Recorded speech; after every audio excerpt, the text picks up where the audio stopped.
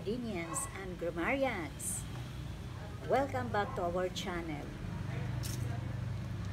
This video will discuss about how to prepare salabat or ginger tea to fight against COVID symptoms.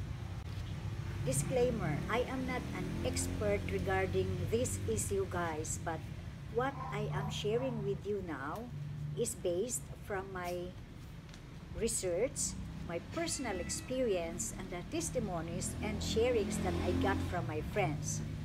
Okay, so I will teach you here how to prepare simple salabat or ginger tea.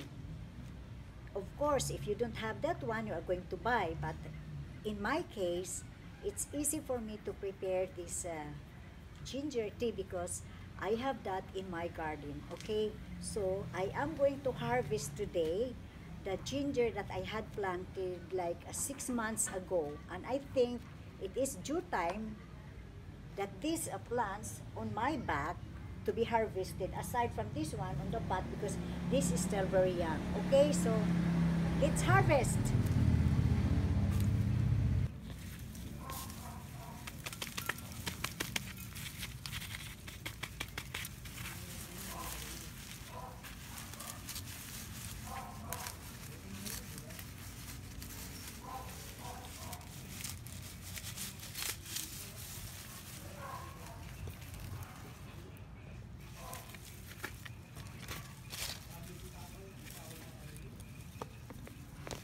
Wow, you see?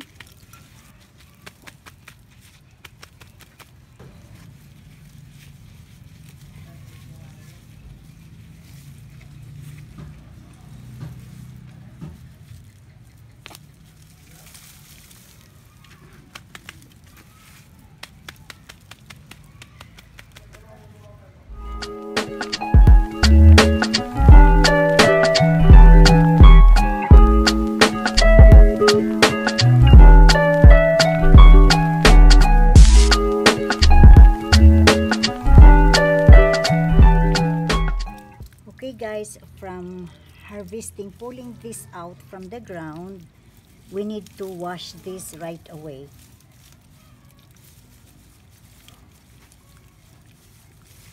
See, there is a big difference between the one that we buy from the market and the one that we just planted in our garden. So, because this is very organic, wala man tong fertilizer. Diyan lang siya. Dahil sa potting mix na ginamit ko. Okay, if you wanted to find out the particular potting mix that I used to all my plants in my garden, please visit my YouTube channel, Garden and Grammar. So you will see a lot of tutorials there regarding plants and also grammar.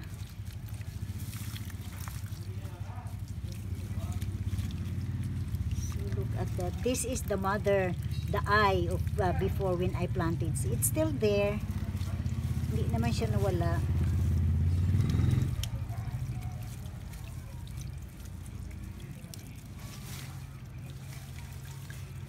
And mind you, ginger is very expensive in the market now. This big, the vendor will gonna charge you like 20 pesos. So if I have this one, maybe this kind of 100 pesos already. See, imagine the amount of money that you can save if you will just plant your own ginger. It really need not require you to have a very wide yard. You can use the pots that I have shown in my videos.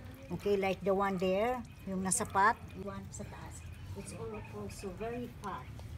Mataba siya, healthy siya. Okay, now afterwards I'm going to remove the stem. Okay, this one, you're going to cut this one.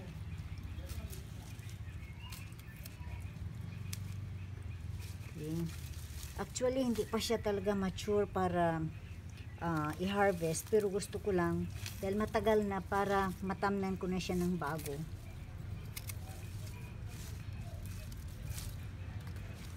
Ang mga to siguro matagal-tagal kong magagawa to. Ilalagay lang naman natin to sa ref. Konti lang naman kunin natin.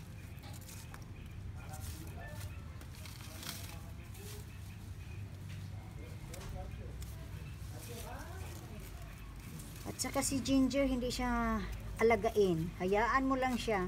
Mabubuhay siya sa init at saka sa ulan. Ano siya, may sarili siyang buhay.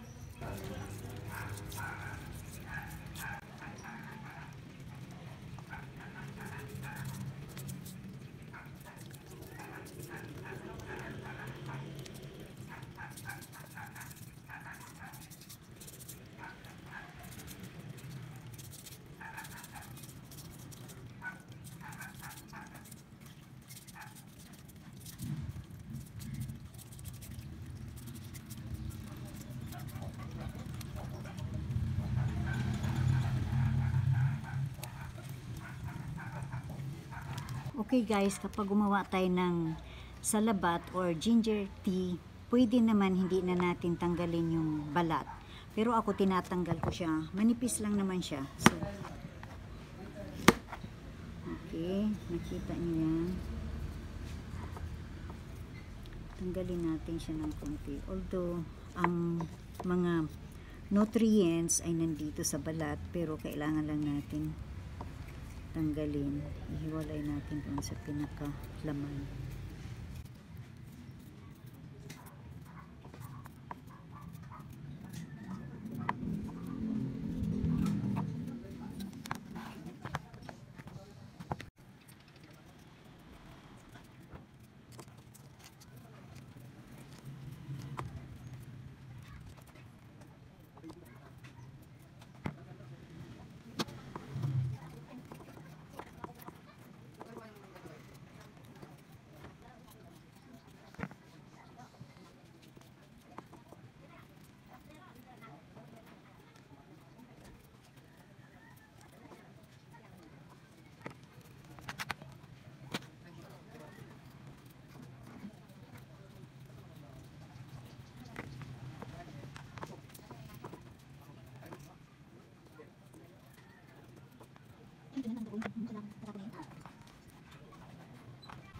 Okay guys,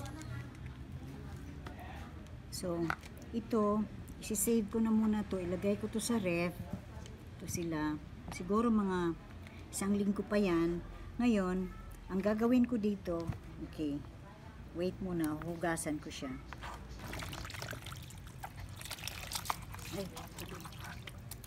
Okay, so hugasan natin siya kasi dito kaagad ko siyang anuhin. So, okay na. Actually, may dalawang process naman kung paano tayo magpakulo nito. Either na i-slice mo siya ng ganyan. Okay, i-slice mo siya ng ganyan. Okay na. Pero ako, hindi ako okay dyan. Inaano ko pa siya. Pinipress ko siya. Okay, so, yan. Para, pag nagpakulo tayo, madali lang siyang maano. Okay, mas maganda sana kung meron tayong yung pangdikdik pero this will go for the meantime. Okay, basta lang malambot. Para mga 5 minutes lang na boiling. Okay na. Ayan. Tayo minsan nakikita ko rin yun. Okay.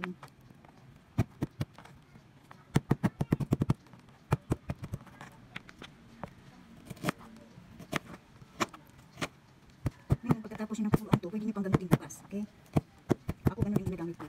Based from my own experience. Kasi mahal nga ang ginger. So, lagay ko lang to sa container sa isang maliit na Tupperware na sarado. Lagay ko sa ref. Tapos pagbukasan, kapag kasi minsan gumising tayo na medyo kadikit yung ating lalamunan. So, dapat yun ang time na iinom tayo ng salabat. Nalaking ginhawa ang mararamdaman mo after mong uminom, lalo na kapag mainit pa siya.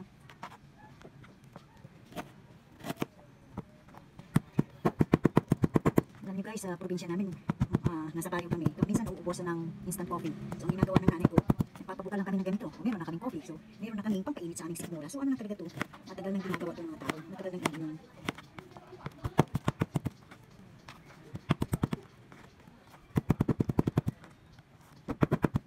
Tiyaga lang talaga kapag gusto mong presko ang pakiramdam mo.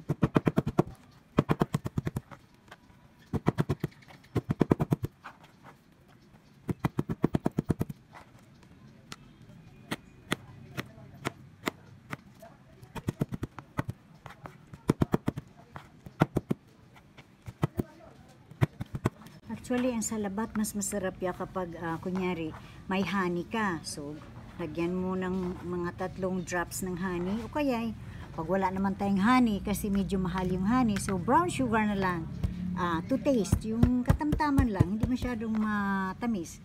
Ngayon, mas maigi din kapag lagyan natin ng 2 patak ng lemon. Pero kung wala tayong lemon, kasi medyo mahal din yun, ang option natin ay calamansi. Ngayon, kung wala rin calamansi, wala na. Kasi ang purpose lang naman natin, gumawa tayo ng salabat o kaya ginger tea. Yung lemon, calamansi, at saka honey, at saka sugar, pangdagdag lang ng lasa yan. Pero may makukuha din tayong mga nutrients doon. Okay, so ito na, pakulo ko na.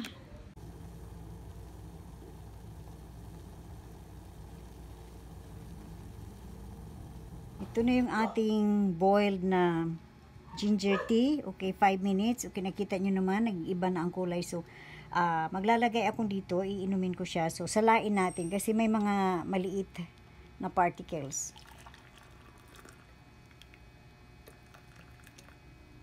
Okay. Ito na yung ginger natin, yung salabat o kaya ginger tea. Okay, kung may available kayong lemon, pwede nating pigaan siya. Okay, so kunti lang.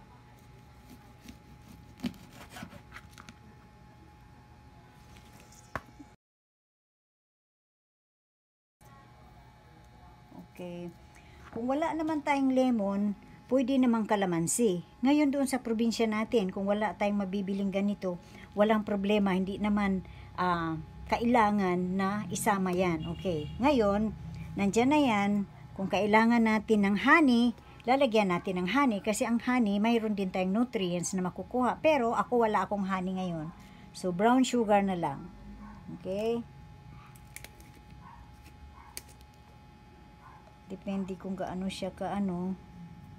Tingnan ko lang.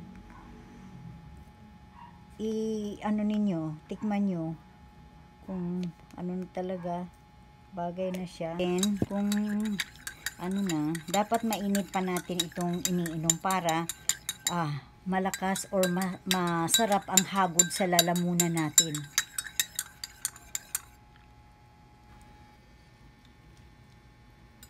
Gusto ko pa ng asukal kasi sobrang alam mo naman ang ginger, maanghang siya.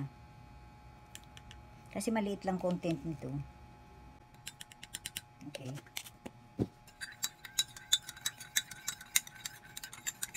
Okay, it's salabat time. Tingnan mo si Ginger, gusto ring uminom. Lapit ka para makita mo ito. Okay, so pwede natin, dahil mainit siya, pwede mo siyang i-blow muna.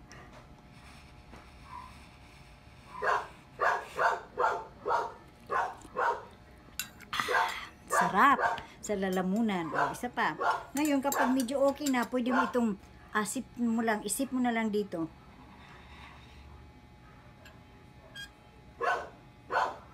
Ang init. Like what I have mentioned a while ago, if you wanted to learn more about the health benefits of drinking salabat or the ginger tea, you have to be with me from beginning to end. Okay, so we are already in the part where I am going to share with you some facts about the health benefits of ginger. The health benefits of salabat or ginger tea has a long history dating back to China some 5,000 years ago. See, ang tagal. So, ibig sabihin, matagal na, kilala na, famous na, popular na ang salabat or ginger tea kahit hindi sa Pilipinas at saka sa ibang bansa ng Asia. Salabat or ginger tea from the ginger root was traditionally used as health tonic. What is health tonic? Okay, health tonic is something that makes you and I feel better, or it kinds of restore you and me to good health. In other words, health tonic promote general health and well-being of a person.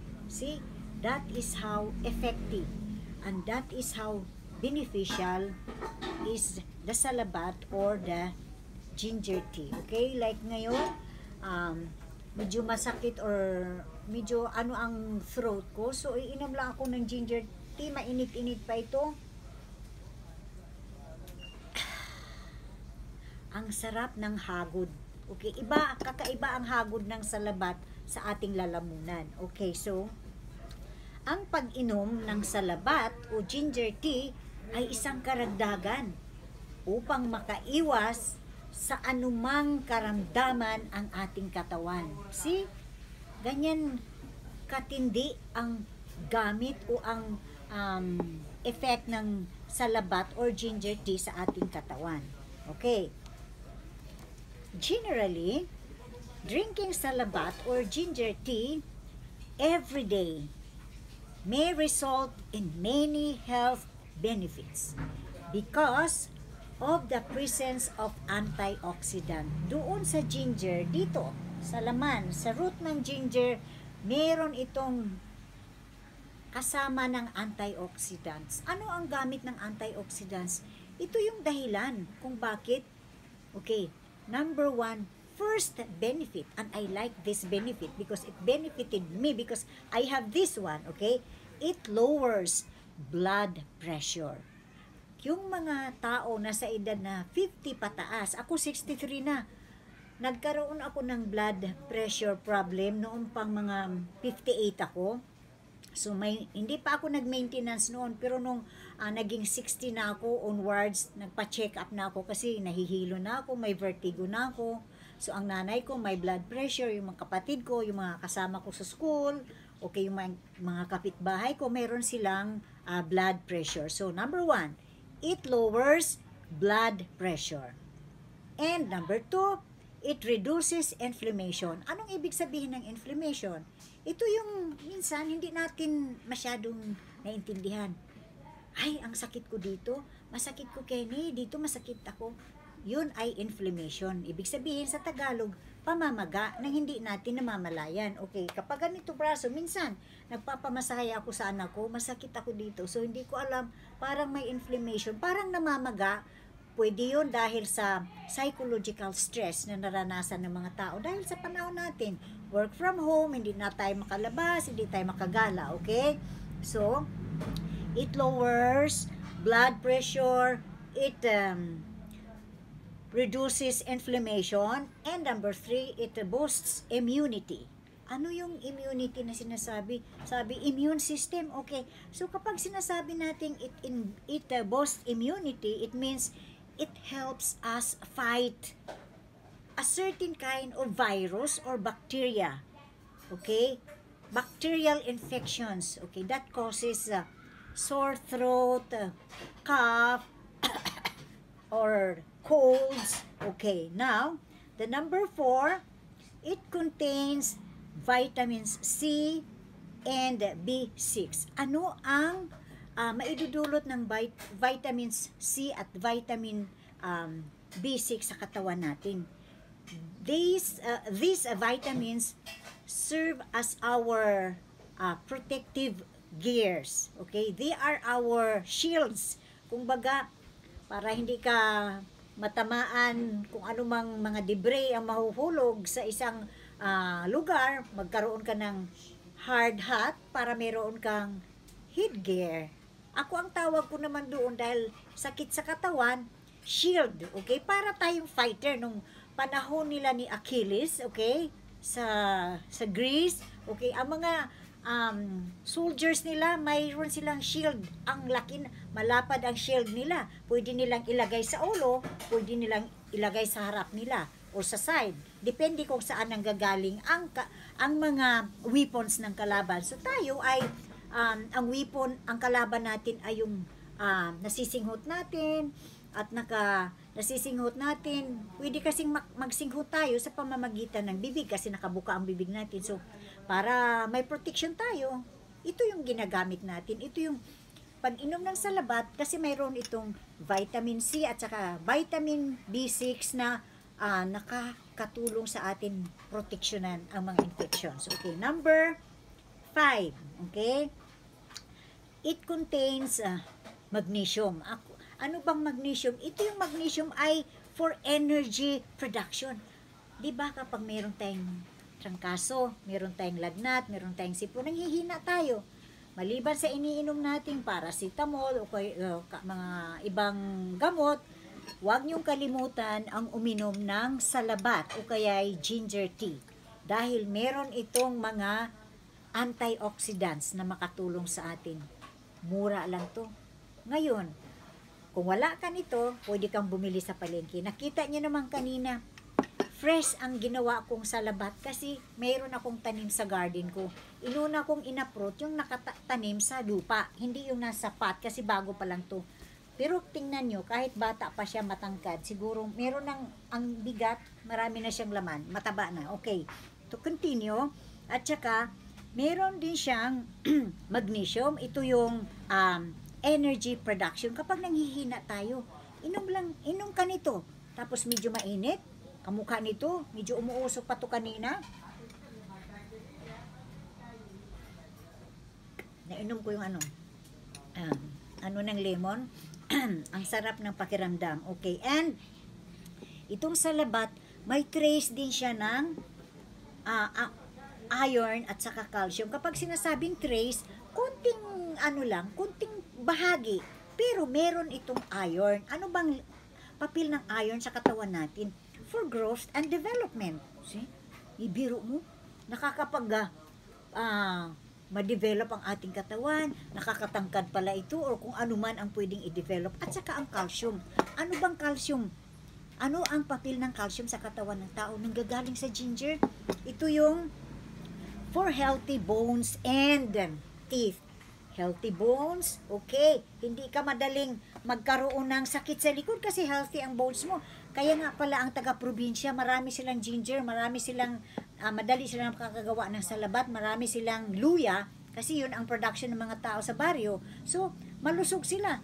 Kaya nilang ilagay sa balikat ang isang sako ng palay o kung ano man yun ng mga mabibigat na bagay. Okay, so, it lowers blood pressure, it reduces inflammation, it boosts immunity, it contains vitamin C, B6, magnesium, and traces of iron and calcium.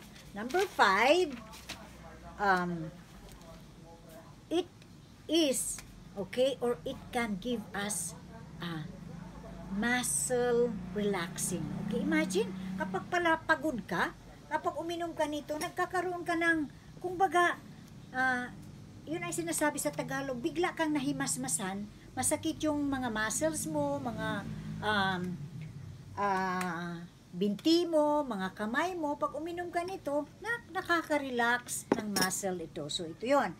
It has a muscle relaxing component. Okay? And number 6, it has a good effect. Okay? For people who suffer acid reflux. Ito yung nakakatawag ng pansin sa akin kasi ako may acid reflux ako. 3 days akong na-confine dyan sa kapitbahay naming hospital sa Sacred Heart dahil sa acid reflux. Actually, ang acid reflux, masosyal na tawag yan, ulcer. Ulcer. Noong unang panahon, ng tawag dyan, ulcer. Ngayon, kapag makabago na, nagiging acid reflux na. Pero mind you, ang bituka ko, para siyang kumbaga iniipit, sobrang hapdi, sobrang sakit na hindi ko na matiis. Yun ang acid reflux. At hindi lang sa acid reflux, kung ikaw ay mayroong stomach discomfort, yung hindi ka mapakali siguro dahil indigestion o kaya kabag, gas, kapag may gas ka, pakiramdam mo bloating ka, uminom ka ng ginger, nakaka-relieve ito. At isa pa, ang pinaka siguro swak na swak sa panahon natin ngayon sa pandemic, it has a calming effect that may alleviate psychological stress. May pangpakalma ito na sanhi ng psychological stress. Ano bang psychological stress? Pandemic time, work from home, nasa bahay ka lang, hindi ka man makalabas sa gate mo dahil may lockdown. Nung una, nung kasagsagan ng pandemic, lockdown. Sa isang barangay, isang linggo hindi kayo makalabas. Ang makalabas lang yung medyo bata, siya ang namamalingki once a week or twice a week. Ganon ang nangyari. Naranasan namin dito yan. So, magkaroon ka talaga ng psychological stress. Ngayon ko lang alam. Kung dati alam ko na nakakaabawas to nakakapagpakalma ng psychological stress, noon ko pa iniinom. Pero, iniinom ko na rin to, hindi ko lang alam. I do not know that these things are, being cured or being relieved by drinking salabat or the ginger tea. Okay, ano pa ba? Okay, so, ngayon kapag daw nabawas ang psychological stress mo sa pag-inom ng salabat or ginger tea, of course, nag-iba yung mood ng tao. Kung dati ikaw ay mukhang problemado, mukhang bugnutin kasi nabuburyong ka, medyo umaliwalas na ang mukha mo. Okay? So, ganun lang talaga. Subukan nyo. Yun ang sinasabi ko, hindi man ako expert sa mga bagay na ito, pero the things that I had shared with you guys a while ago were based from my experience and through research and the sharing and testimonies of my friends and other colleagues who had also the same symptoms, and they were also drinking salabat and what is this, ginger tea. Okay, now if you don't have ginger, of course you're gonna buy in the market, but it's not too late to plant your own ginger. Okay, magtanim tayo. Hindi kailangan na malawak ang ating yard upang magbungkal tayo at saka magtanim. Kamukha ng akin, ano lang na ba yun? Isang maliit na espasyo ang pinagtaniman ko ng ginger. Namunga siya, nagkaroon siya ng laman. Maraming roots ang ginger na siguro isang linggo kong gagamitin yun. At saka ito pa, itong ginger na ito, siguro 3 months pa lang to. Nakita nyo ang haba na, ang tigas dito, malamang marami na siyang laman. At saka isa pang advice ko, kapag nagtanim kayo ng ginger, huwag kayong gumamit ng pot na bilog. Dapat horizontal, okay? Kasi ang ginger ay humahaba, okay?